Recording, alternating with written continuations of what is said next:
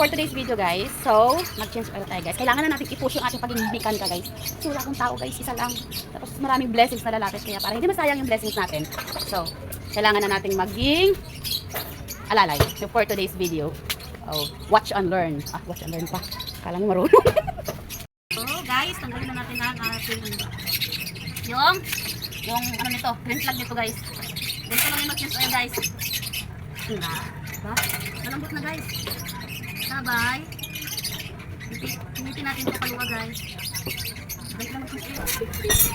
Kasi lang yung wala pa gani. Kailangan naman natin ito guys. Para. Oo, abayan pa pala guys. Buksan pa pala yung doong banda guys. Pero kailangan natin ito guys para sa baril-baril guys. Okay.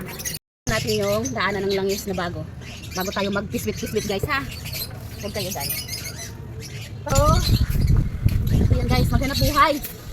Huwag matuto tayo kahit change oil lang. Huwag na yung guys. Baril-barilin natin yung guys.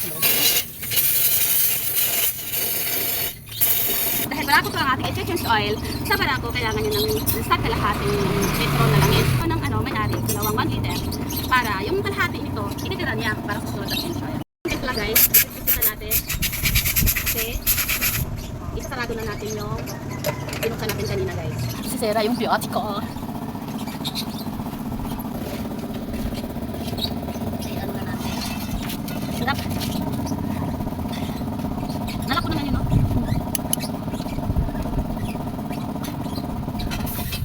So guys, maglalagay na tayo ng lettuce. Iubos natin itong unang ito.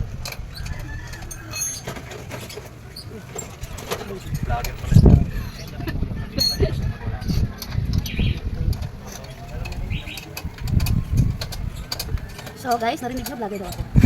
Kaya, mag-follow na kayo para mag-vlog. Ito talaga. So look at me guys. Tapos ko na yung pag-change oil ko guys. Ayan. Haggard na ang aking face. So, yun yung change oil ko guys. Para. So, yun lang. Thank you for watching guys. Keep tuned in para sa marami pa natin gagawin dito sa aming munting shop. Bye-bye!